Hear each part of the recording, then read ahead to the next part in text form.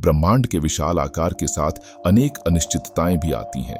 हमने पहले से ही पृथ्वी पर सब कुछ कैसे काम करता है इसके नियम, सिद्धांत और कानून स्थापित किए हैं। उदाहरण के लिए, गुरुत्वाकर्षण के कारण आप जो कुछ भी ऊपर की ओर फेंकते हैं वह नीचे आना ही चाहिए। लेकिन जब बाहरी अंतरिक्ष की बात आती है तो बहुत सी चीजें जिन्हें हम सामान्य मानते हैं वे वास्तव में उसके अनुसार काम नहीं करती हैं। इस प्रकार महान अज्ञात अनेक विक्षिप्त घटनाओं का घर है। क्या आप तारों के भीतर तारों या हीरों से बने ग्रहों जैसी चीजों के अस्तित्व की थाह ले सकते हैं? नहीं। तो फिर वीडियो को अंत तक देखते रहिए।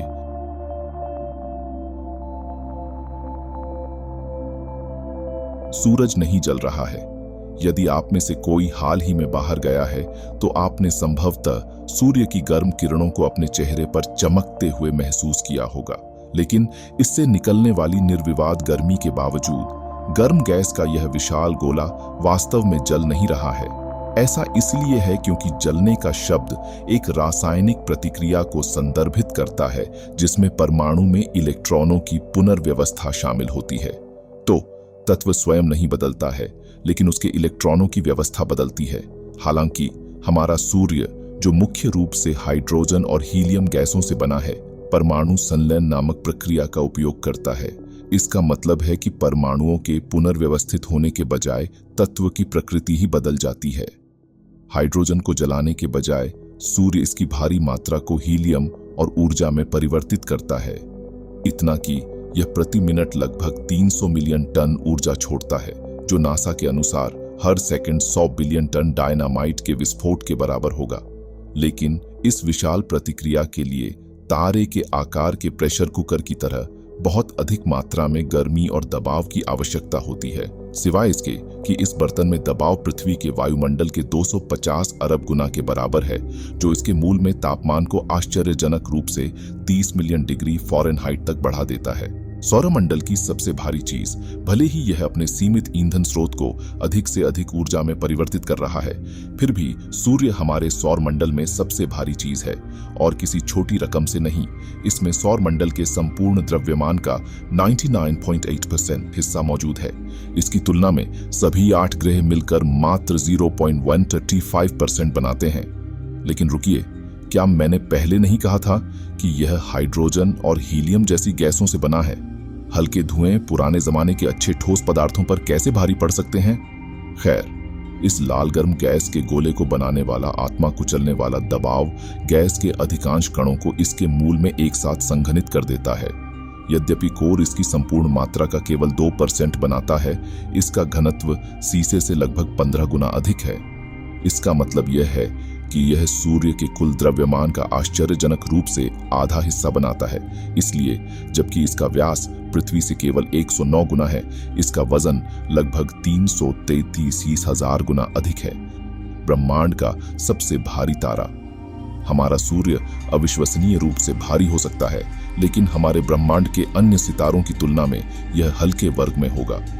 रिंग के पार सुपर हैवी वेट रोस्टर के शीर्ष पर बैठा विशाल, फिर भी प्रेरणाहीन नाम होगा R136A1। हालांकि यह अति आश्चर्यजनक नहीं लगता है, लेकिन अनुमान है कि इस विशाल तारे का वजन हमारे सूर्य से 315 गुना है। कुछ परिप्रेक्ष्य में यह लगभग 105 मिलियन पृथ्वी है। लेकिन ऐसा क्या है जो इस तारे को अति भारी बढ़त देता है? ठीक है, यदि आप अपनी दूरबीनों को पृथ्वी से लगभग 130,000 प्रकाश वर्ष दूर प्रशिक्षित करते हैं, तो आप भयानक रूप से नामित टारंटुला नेबुला पर अपनी आंखें गड़ाने में सक्षम होंगे। वहां आपको एक चमकता हुआ वुल्फ रेड सितारा दिखाई देगा। ये तारे का एक दुर्लभ वर्ग है जो भारी मात्रा में आयनीकृत हीलियम, कार्बन और नाइट्रोजन ले जाता है। ये अति भारी तत्व ही हैं जो विशाल तारे को उसका अकल्पनीय द्रव्यमान और तीव्र चमक प्रदान करते हैं। इतना तीव्र कि यदि इसकी तुलना हमारे सूर्य से की जाए तो यह उससे उतना ही अधिक चमकेगा जितना हमारा सूर्य चंद्रमा से अधिक चमकता है। ब्रह्मांड का सबसे बड़ा तारा R136A1 अविश्वसनीय रूप से भारी हो सकता है, लेकिन वास्तव में यह काफी छोटा है, जिसका व्यास हमारे सूर्य से केवल 35 गुना बड़ा है। हालांकि यह ब्रह्मांड का सबसे भारी तारा हो सकता है। युवा स्कूटी मनुष्य को ज्ञात सबसे बड़ा तारा है। यह इतना आश्चर्यजनक रूप से बड़ा है कि जब इसकी तुलना कंप्यूटर स्क्रीन पर हमारे सूर्य से की जाती है तो यह मुश्किल से 1 पिक्सेल लेता है। लेकिन अगर यह इतना बड़ा है तो हम लगातार इससे अंधे कैसे नहीं हो रहे। सौभाग्य से हमारी आंखों के लिए यह पृथ्वी से लगभग 5219 प्रकाश वर्ष दूर मिल्की वे आकाशगंगा के स्कूटम तारामंडल में स्थित है। लेकिन भले ही यह बहुत दूर है, इसका अविश्वसनीय आकार इसे चारों ओर से घिरे तारों के छोटे समूह से अलग बनाता है। ऐसा इसलिए है क्योंकि युवाई स्कूटी एक त्रिज्या के साथ टेप माप में सबसे ऊपर है, जो हमारे सूर्य की तुलना में 1700 गुना बड़ा है। इससे इसका व्यास लगभग 1.47 अरब मील हो जाता है। इसलिए भले ही आप रॉकेट की गति से यात्रा करें, जो कि 4.9 मील प्रति सेकंड की खतरनाक गति है, फिर भी इसे पार करने में आपको लगभग 1 दशक लग जाएगा। या यदि आप जमीनी वाहन पसंद करते हैं तो एक बिना रुके 50 मील प्रति घंटे की सड़क यात्रा आपको 3371 वर्षों अकल्पनीय रूप से दूसरी तरफ पहुंचाएगी। सितारों की संख्या। आकाश में हर एक तारे को गिनना एक अंतहीन काम जैसा लगता है, लेकिन थोड़े से गणित के साथ यह पता लगाना बहुत मुश्किल नहीं है कि यह खगोलीय मिशन आपको कितना समय लेगा। आइए आकाशगंगा स्तर से शुरू करें। सटीक होने के लिए हमारा अपना कुछ गणनाओं से संकेत मिलता है कि हमारी आकाशगंगा में 100 से 400 अरब तारे हैं। इसे एक शुरुआती बिंदु के रूप में उपयोग करते हुए हमें यह पता लगाने की आवश्यकता है कि ब्रह्मांड में कितनी आकाशगंगाएं हैं। यह देखते हुए कि हम नहीं जानते कि ब्रह्मांड वास्तव में कितना बड़ा है, यह एक बहुत बड़ा प्रश्न है। हालांकि डेविड कॉर्नरिच नामक एक खगोल शास्त्री ने लगभग 10 ट्रिलियन विभिन्न आकाशगंगाओं का एक मोटा अनुमान प्रस्तावित किया है। इसे हमारे 100 बिलियन सितारे प्रति आकाशगंगा अनुमान से गुणा करें और आपको लगभग 1 सेप्टिलियन तारे मिलेंगे। ये 24 शून्य वाला एक तारा है और इसके पीछे बहुत सारा स्टारडस्ट है। तो अब जब हमारे पास एक संख्या है तो आपको क्या लगता है कि आकाश में हर एक तारे को गिनने में आपको कितना समय लगेगा? ठीक है, मान लीजिए कि आपने 1 सेकंड गिना है तो आपको उन सभी को इंगित करने में 31 क्वाड्रिलियन वर्ष से अधिक लगेंगे। मंत्रमुग्ध कर देने वाला सुपरनोवा। तारे देखने में जितने अलौकिक लगते हैं वे हमेशा के लिए नहीं टिकते, और जब वे मर जाते हैं तो वे सचमुच धमाके के साथ बाहर निकलते हैं। इन खगोलीय विस्फोटों को सुपरनोवा कहा जाता है। इनमें बड़े पैमाने पर तारे शामिल हैं जो हमारे सूर्य के द्रव्यमान से कम 8 गुना अधिक हैं, जो अपने कोर में भारी मात्रा में हाइड्रोजन का उपभोग करते हैं। इससे पैदा होने वाली ऊर्जा एक तीव्र बाहरी दबाव उत्पन्न करती है जो तारे को अपने विशाल गुरुत्वाकर्षण के तहत ढहने से रोकती है। लेकिन जब तारे का ईंधन खत्म हो जाता है तो अंततः गुरुत्वाकर्षण दबाव के खिलाफ जीत जाता है और तारा अपने आप ढह जाता है। ये इतना अचानक घटित होता है कि मानो पृथ्वी से लाखों गुना अधिक द्रव्यमान वाली वस्तु को केवल 15 सेकंड में ढहते हुए देखना होगा। लेकिन जैसा कि आपने सोचा होगा, इसके विपरीत वे हमेशा गोलाकार रूप से विस्फोट नहीं करते हैं। प्रमाण के लिए पृथ्वी से लगभग 160,000 प्रकाश वर्ष दूर स्थित सुपरनोवा 1987 पर एक नजर डालें। में इसके विस्फोट के बाद शोधकर्ता यह देखकर आश्चर्यचकित रह गए कि जिस गोलाकार विस्फोट की उन्हें उम्मीद थी, उसके बजाय विस्फोट अलग अलग दिशाओं में तेज और मजबूत था। Sparkling showers. दुनिया के कुछ हिस्सों में बारिश अविश्वसनीय रूप से कीमती है, लेकिन हमारे सिस्टम के बाहरी ग्रहों पर यह अमूल्य है। इसलिए नहीं कि यह दुर्लभ है, बल्कि इसलिए कि इससे सचमुच हीरों की बारिश होती है। ये अविश्वसनीय घटना बृहस्पति, शनि, यूरेनस और नेपच्यून जैसे गैस दिग्गजों के वायुमंडल में शुरू होती है। सभी 4 ग्रहों के वायुमंडल में उच्च मात्रा में मीथेन मौजूद है। बिजली के तूफान के दौरान विद्युत ऊर्जा मीथेन को कालिख में परिवर्तित कर देती है, जो एक साथ चिपक जाती है और ग्रेफाइट के टुकड़ों में कठोर हो जाती है।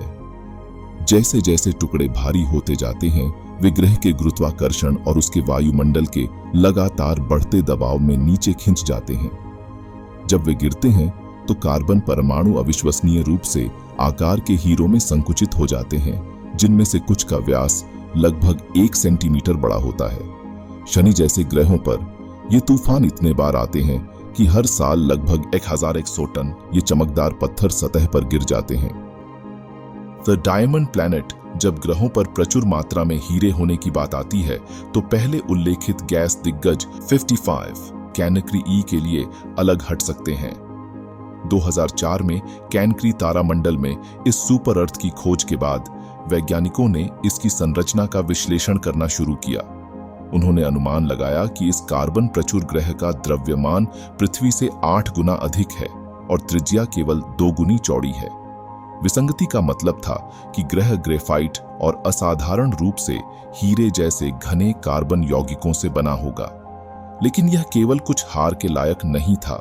वैज्ञानिकों का मानना है कि शुद्ध हीरे की एक मोटी परत ग्रह की आंतरिक परतों को कवर करती है, जो इसके द्रव्यमान का 1/3 हिस्सा बनाती है। यह काफी मूल्यवान लगता है। वास्तव में यदि इसका मूल्यांकन केवल हीरे की मात्रा के आधार पर किया जाए तो संभवतः इसका मूल्य लगभग $26.9 बिलियन यानी $26.9 और उसके बाद 29 हालांकि यह एक अतिधनी स्वप्नलोक की तरह लगता है, लेकिन वस्तुतः इसमें कुछ भी अच्छा नहीं है। दरअसल सतह का तापमान मांस पिघलाने वाले 39 डिग्री फ़ारेनहाइट तक पहुंच जाता है। हेक्सागोनल तूफान। स्कूल में आपने शायद सीखा होगा कि सैटर्न की सबसे आश्चर्यजनक विशेषता उसके छल्लों का आश्चर्यजनक सेट था। लेकिन अगर आप करीब से देखेंगे तो आप इस ग्रह का और भी अधिक आश्चर्यजनक पक्ष देखेंगे, या सटीक रूप से कहें तो छह इस शांत दिखने वाले गैस विशाल के उत्तरी ध्रुव पर एक विशाल षटकोणीय तूफान लगातार भड़क रहा है। इसे पहली बार 1988 में वोयाजर जांच के फुटेज में खोजा गया था और 2004 में कैसिनी जांच की अतिरिक्त यात्राओं से 6 तरफा तूफान के बारे में अकल्पनीय विवरण सामने आए हैं। थर्मल छवियों से शोधकर्ताओं का अनुमान है कि यह लगभग 20,000 मील चौड़ा और 60 मील गहरा है, जिसमें लगभग 220 मील प्रति घंटे की रफ्तार से हवाएं चलती हैं। लेकिन एक पूर्ण बहुभुज बनाने के लिए ये सभी तत्व एक साथ कैसे फिट होते हैं? आखिरकार ब्रह्मांड आमतौर पर इतनी सीधी रेखाओं में नहीं बनता है। खैर, इस सारी जानकारी का उपयोग करके शोधकर्ताओं ने कंप्यूटर सिमुलेशन में अजीब आकार के तूफान को फिर से बनाने का प्रयास किया। उत्तरी ध्रुव के चारों ओर ग्रह के पूर्व की ओर हवा के प्रवाह में छोटे छोटे व्यवधान जोड़कर उन्होंने पाया कि धाराएं एक दूसरे के साथ टकराती हैं और एक षटकोणीय आकार में घूमती हैं। Nesting doll star. आपको लगता होगा कि ब्रह्मांड इतना बड़ा है कि हर तारे के पास पर्याप्त जगह हो सकती है, लेकिन थॉरनजित्को सिद्धांत के अनुसार कुछ सितारों की कोई व्यक्तिगत सीमा नहीं होती है। इसके बजाय वे रूसी घोंसले वाली गुड़िया जैसे अन्य बड़े सितारों के अंदर मौजूद हैं। यह जितना असंभव दिखता है, 2 मुख्य सिद्धांत हैं जो इस घटना की व्याख्या कर सकते हैं। इसकी शुरुआत एक द्विआधारी प्रणाली से होती है, जहां 2 तारकीय पिंड गुरुत्वाकर्षण से एक साथ बंधे होते हैं। दोनों तारों में से अधिक विशाल तारा एक सुपरनोवा में विस्फोटित होता है, जिससे एक छोटा अति घना अवशेष निकलता है जिसे न्यूट्रॉन तारा कहा जाता है। समय के साथ शेष तारकीय पिंड एक लाल महादानव में विकसित होता है और धीरे धीरे विस्तारित होता है।